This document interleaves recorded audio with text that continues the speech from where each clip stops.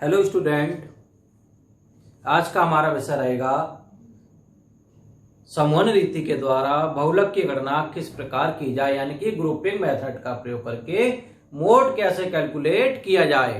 हमने last lecture में आपको सिखाया था कि ऑब्जर्वेशन मेथड का प्रयोग करके, यानी कि निरीक्षण विधि का प्रयोग करके मोड कैसे निकाला जाए। आज हम आपको सिखाएंगे कि समूहन रीति का प्रयोग करके, यानी कि हम इसको इंग्लिश में कहते हैं ग्रुपिंग मेथड का प्रयोग करके मोड कैसे ज्ञात करेंगे। आइए इसके लिए देख लेते हैं क्वेश्चंस। सारी चीजें मैं आपको ऑलरेडी समझा चुका हूं कि मोड क्या होता है, मोड का प्रयोग कैसे करना चाहिए, मैं ऑलरेडी आपको सिखा चुका हूं। यहां पे हमें दे रखे हैं क्लास इंटरवल। आज बात कर रहे हैं हम सतत श्रेणी की, और सतत श्रेणी की पहचान भी मैं आपको ऑलरेडी बता चुका हूं कि सतत श्रेणी की पहचान किस प्रकार की जाती है। एक बार फिर बता दूं मैं यहाँ पर आपको क्लास इंटरवल दिए जाएंगे, यानी कि वर्गांतर 0 से 10, 10 से 20, 20 से 30, 30 से 40, 40 से 50, 50 से 60। एक बात ध्यान रखें, बिना वर्गांतर के सतत श्रेणी नहीं होगी, उसमें आपका मोड कैलकुलेट नहीं किया जा सकता। अगर सतत श्रेणी की बात करें, मोड कैलकुलेट करने की बात करें, तो हमें वर्गांतर चाहिए ही होगा।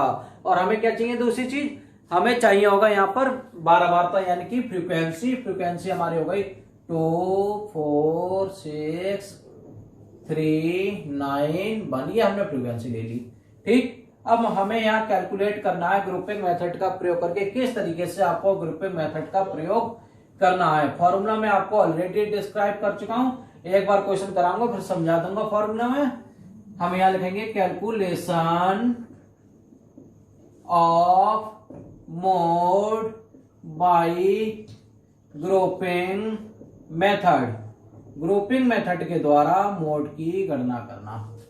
सबसे पहले क्या करें, हमें कुछ लाइनें खींचनी होंगी, कॉलम चाहिए होंगे। यहां पर एक तो है, हमें कॉलम चाहिए होगा वर्गांतर का, क्लास इंटरवल का। यहां लिख देते हैं हम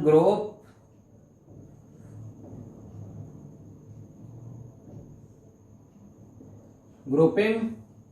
ठीक, यहां पर हम बारंबारता के कॉलम बनाएंगे। पहला कॉलम, दूसरा कॉलम हमारा, तीसरा कॉलम, चौथा कॉलम, पांचवा कॉलम और छठा कॉलम। ये 6 कॉलम हमने यहां पे बना दिए। ठीक, यहां हम बनाएंगे टैली, बार्स और फिर इसका टोटल। इतने कॉलम हमें चाहिए होंगे जब हम समूहन रीति से इसकी गणना कर रहे होते हैं, तो फॉर्मेट हमारा इस तरीके से बनेगा। ठीक है, यहाँ पर हमारे क्लास इंटरवल आ जाएंगे, यहाँ पर हमारी बारंबारता आ जाएंगी। बारंबारता किस तरीके से आएंगी ये अब आप देखेंगे।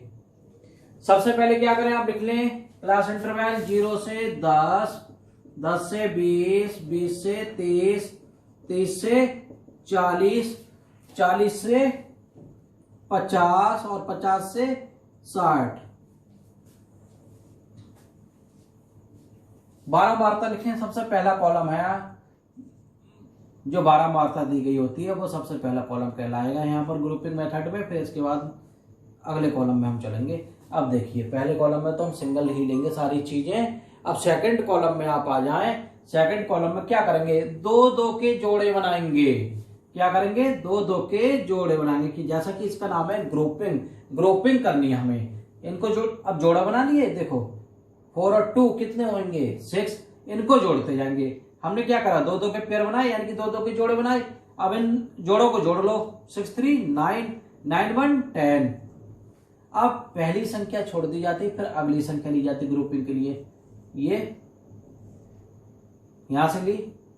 अब देखो, इसके एक जोड़ा बना, एक ये बना, एक छूट गया, इसके आगे है नहीं संख्या। अब 4 6 10 और 9 3 12। ठीक, ये यहां पर बन गया।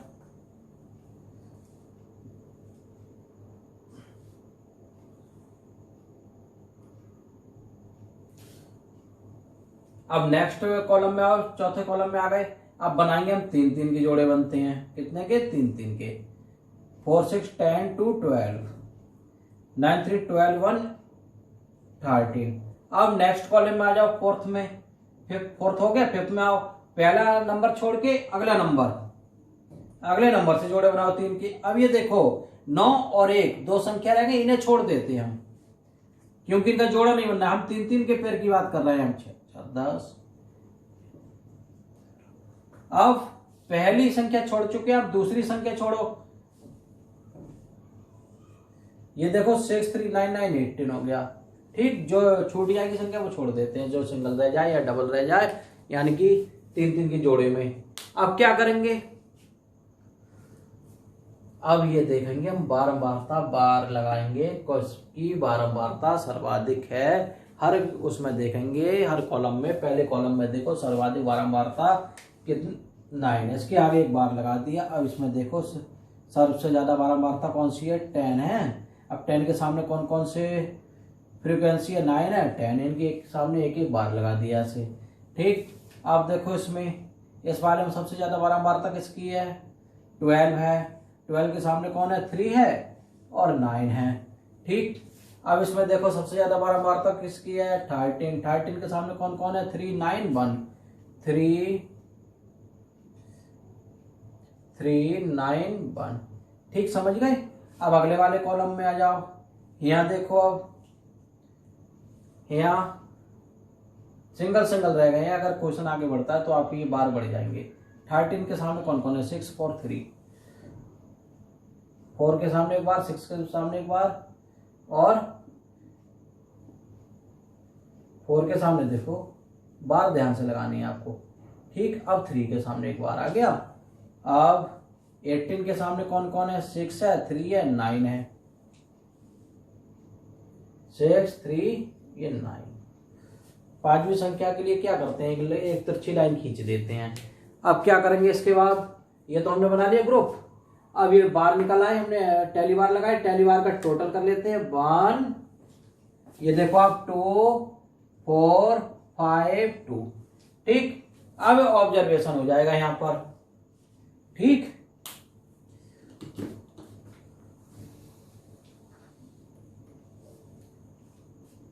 लिख देंगे on being observation most frequency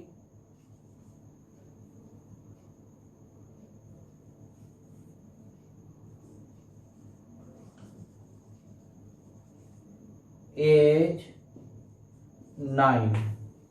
so because, या लिख दें हम बीच अकर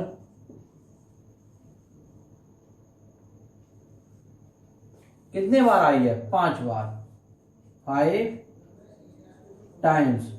ठीक है, एक बात ध्यान रखना, हम समूहन रीति का प्रयोग इसलिए करते हैं ताकि हम शुद्ध बहुलक की गणना कर सकें। कभी कभी यहाँ तो हमने एक ही 9 लिखा है, एक 9। ठीक है, ऐसे ऑब्जर्वेशन से भी हमें पता लग जाएगा कि हमारे ये बहुलक है। कि अगर मान लीजिए यहाँ पे 9 यहाँ भी है, 9 यहाँ भी है, 9 यहाँ भी है, तो उस कंडीशन में आप क्या करेंगे, कैसे फाइंड करेंगे कि कौन सा बहुलक होगा। तो उसमें समूहन रीति का प्रयोग सर्वोत्तम माना गया है, उसी के द्वारा बहुलक की गणना की जाएगी। ठीक है, कभी कभी संख्या ऐसी होती है कि यहाँ 9 लिखा है, फिर एक संख्या 8 दे दी है, तो भी हमें समूहन रीति का ही प्रयोग करना चाहिए, ऑब्जर्वेशन नहीं करना चाहिए। कभी कभी ऐसा होता है कि हमारा ऑब्जर्वेशन रॉन्ग हो जाता है। ऑब्जर्वेशन क्या होता है, हमारा अनुमान होता है कि हम देख लेते हैं, हाँ ये वाला पद ज्यादा है, ये हमारा बहुलक के लिए ये बारंबारता हो गई और इसके सामने वाला बहुलक वर्ग हो गया। ठीक है, लेकिन आप समूहन रीति का प्रयोग करके जब भी क्वेश्चन करेंगे, आपका क्वेश्चन पूर्णतया शुद्ध होगा और सही होगा, गलती की कोई संभावना नहीं रह जाएगी बहुलक की गणना में। इस बात का विशेष ध्यान रखें। अब यहां पर 9 क्या है, 9 सर्वाधिक आया है। ठीक है, तो अब 9 को क्या हो गया हमारा F1।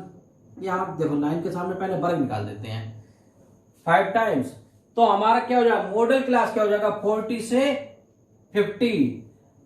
40 से 50। तो सबसे पहले आप यहां लिख लो, आप आंकड़े लिख लो L1 आपका है 40, मैंने आपको आई बताया था कि L2 माइनस L1 करने पर आपको वर्गांतर मिलेगा, डिफरेंस मिलेगा। L2 कितना है 50 माइनस 40 यानी कि ये 10 हो गया। अब देखो इसमें होती है F1, F0 और F2 क्या होंगी ये समझो आप।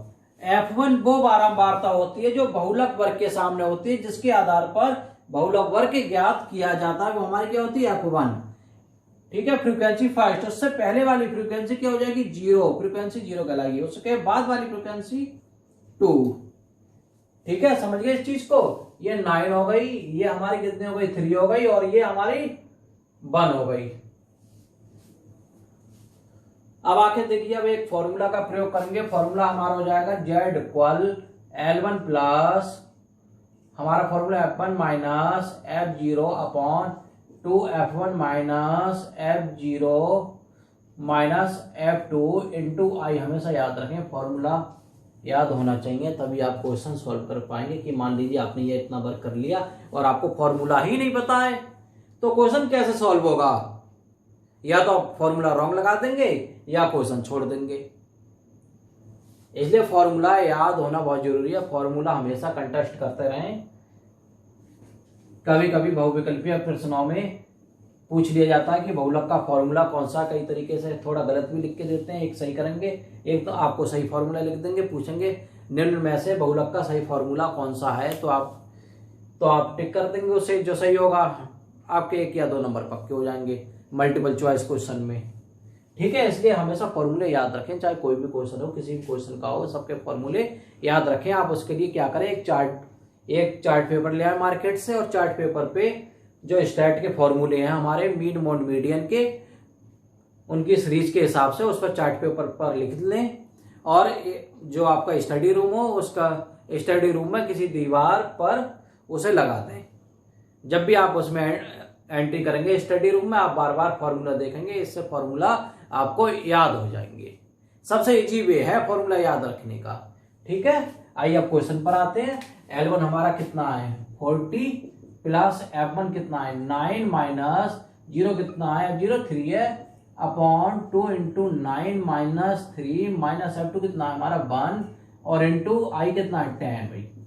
40 प्लस 9 माइनस 3 लेस हुए 6, 2 9 जा 18 माइनस 4 भाई। माइनस और माइनस की देखो माइनस माइनस एक जगह जोड़ लिया, मगर साइन किसका आएगा माइनस का, इंटू 10। 40 प्लस ये हमारा क्या हो जाएगा 6 10 जा 60 अपॉन ये हो जाएंगे हमारे 14। ठीक है, 40 प्लस अब 14 से आपको डिवाइड करना है इसे, 14 से 60 को डिवाइड करो, रबर कर लो। 14 कैसे करेंगे, या तो आप डायरेक्ट कर लो अगर आपको आते हैं, अगर आपको डिवाइड नहीं करना आता है, समस्या है डिवाइड करने में परेशानी होती है, तो इस तरीके से करा करो। 14 4 या 56, कितने बच गए 4। अब आगे तो डिवाइड होगा नहीं, कुछ बचा ही नहीं, तो क्या करेंगे पॉइंट लगाया 0 बढ़ाया। ठीक है, 14 2 जा 28, कितने बच गए यहाँ पे 12 बच गए। कितने बच गए 12, एक 0 बढ़ा दिया, पॉइंट लगा हुआ है।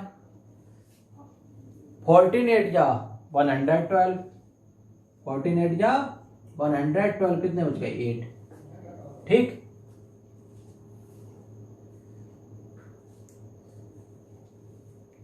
फिर एक 0 बढ़ा तो ऐसा करो, उसको अभी सॉल्व कर लो।